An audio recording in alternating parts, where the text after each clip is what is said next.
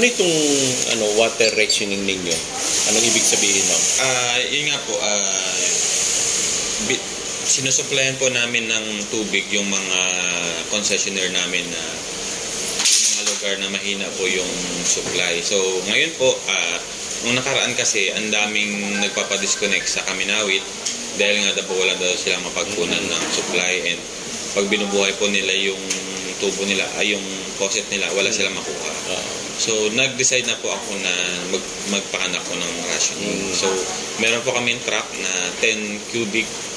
Sila po yung nag-supply doon. And sa San Roque, ganun din. So, daily po yun yung ginagawa namin. Daily? Daily po yun. So, ilang barangay na po ngayon?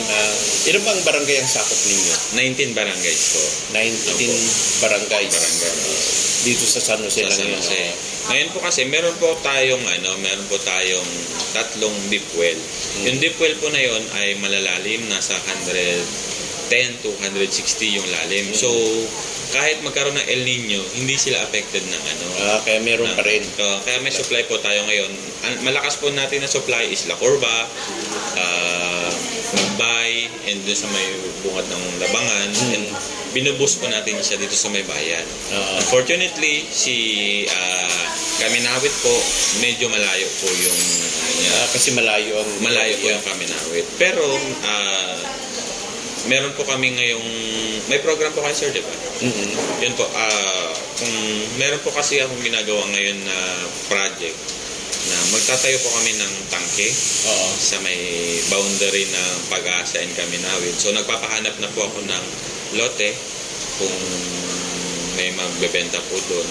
So yun po, magtatayo po kami doon ng elevated tank. Anong purpose nun?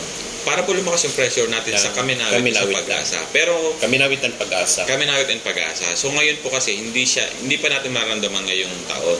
Pero hopefully po pag na-construct natin po yun this next year, hopefully pag nagka-El Nino next year, hindi na po magiging problema. Kasi may na po tayo, so yung ang problema po kasi ngayon, since sobrang layo na po nung Kaminawit, yung mga nadadaanan niya na sa Pag-asa, nauubos na po doon. Hindi ba kayo pwedeng gumawa nung parang tutulungan yung tubig na ipus lalo doon sa Kaminawit? Meron po tayong booster. Booster, kaso nasa Labangan po siya. So nabubus naman po siya. Fortunately, medyo malayo pa nga din po talaga. Malayo pa rin ang Kaminawit. So ang po dyan, ang solution po talaga yung elevated tank. Elevated tank. Between Kaminawit and Pag-asa. Hopefully po sa between Kaminawit and Pag-asa. Kasi pag sa Kaminawit na tayo nagtayo ng tangke doon, baka naman hindi na makapagpuno. Kasi walang magpupuno sa tangke if ever. Kasi itatap po siya sa linya natin. Kasi yung higop niya hindi na kaya, no? Masyado malayo. So maganda po dito sa boundary pa para may pressure pa yung natin, yung linya. And then saka po siya magpump. Sa gabi ipapump natin siya pataas. And then sa peak hour, sa bubuga naman siya. So yun po yung solution natin.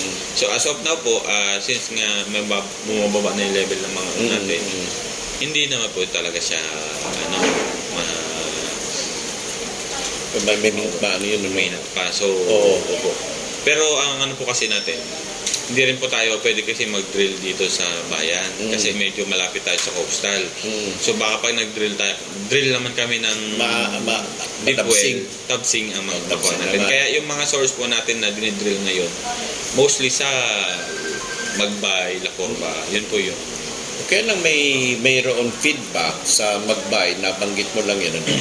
Ang sabi ng mga farmers naman doon ay kayo naman ang sinisisi kaya wala silang makuha. Paano nyo masagot yun? Hindi naman po kami yung problem. Kasi nga po, yung namin, yung supply na kinukuha na namin, malalim. 100 na rin sa 110 meters. So sa kanila, ang kinukuha na lang nila, yung ibabaw. So kung nag-decline po yung water table niya, affected po talaga sila. Hihina po talaga yung supply nila. Kami po, ang kinukuha na namin, yung pinakailalim na.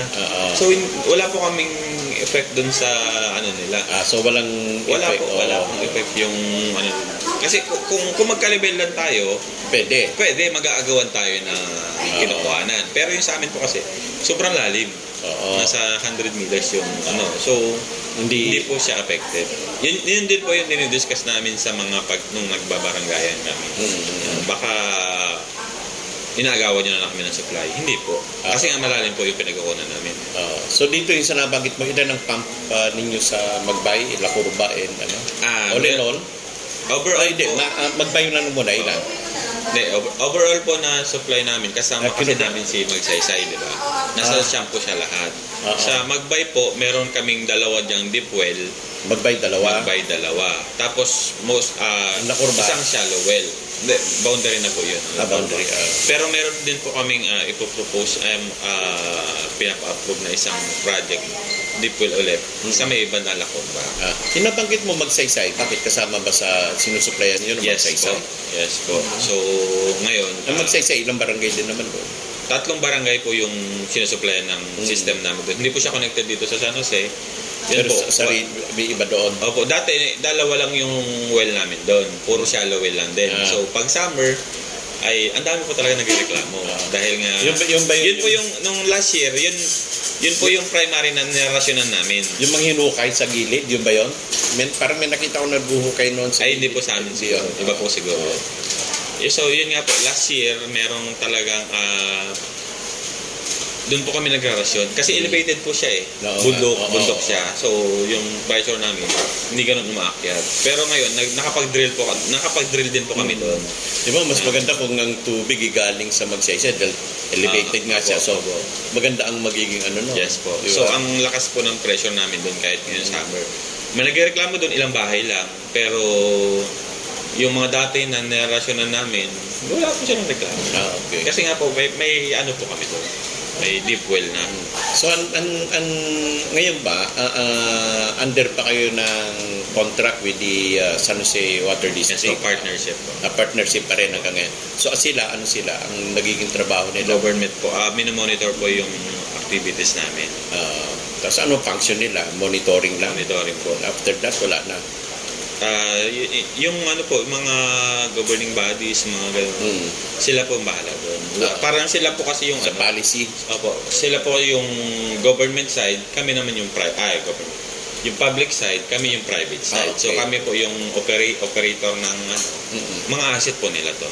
Kaya lang nung mag-feedback ay before El Nino, talagang mahina na daw ang tubig ninyo at sa yung iba merong mga brown ang tubig, mga marumi, ganun.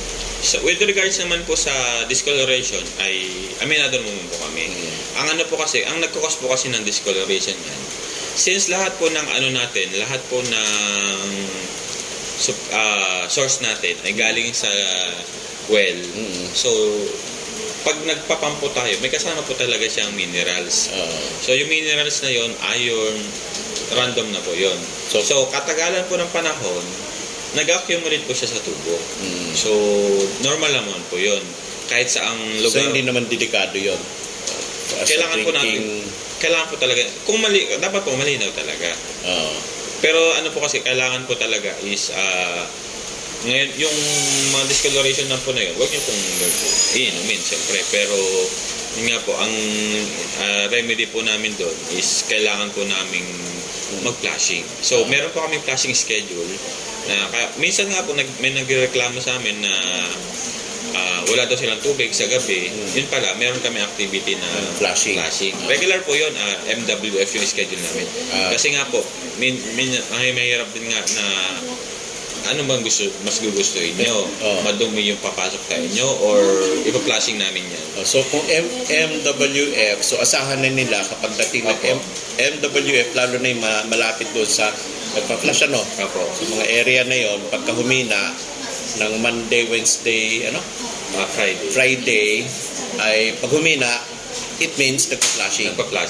Okay. Sa gabi lang naman yun. Gabi lang po, 8 p.m. to 10 p.m. Yan po yung schedule namin. Okay. So, pero pag may nagreklamo po sa umaga, halimbawa sabi, nag-chat sa Facebook namin o tumawag na madumi po yung supply namin, pinapapuntahan po namin on that day agad sa mga para i-flashing po yung lugar. Ganun. Kasi nga po, hindi as tao po tayo, hindi rin naman namin ma-identify kung saan yung lugar na dumudumi. Ang isa pang dito, nabanggit mo ay ilang barangay lang ito. So, until when ang inyong gagawing pagrarasyon? So, 2 barangay po siya. Hanggat hindi po tumataas yung pressure namin, hindi po kami titigil. Hanggang... Tulad last year po, nag-start kami March ng rationing. Natapos kami March, April, May, June.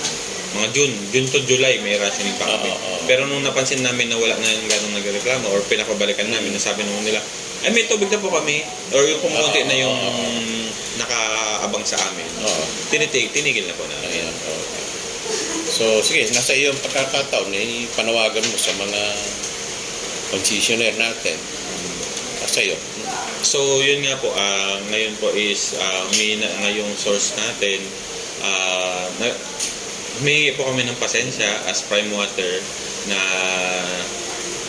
gagawa naman po namin ng paraan yung mga hinaing nyo, and kung may mga concern po kayo is pa-message na lang po kami sa group or pumunta po kayo sa office, and pwede rin naman po kayong tumawag sa hotline namin para ma-address yung mga concern nyo. And yun nga po, isa sa magiging solution nito is magtatayo ng tangke sa may Pag-asa. So, kung meron po kayong alam na mga pwedeng mabilang lote, kahit 150 to 200 square meter, mas maganda po. Para next year na magkaroon man ng El Nino ulit, at least meron na po tayong mas lalakas na yung supply po. Thank you. Kayo'y nakikinig kay Marraro at your service.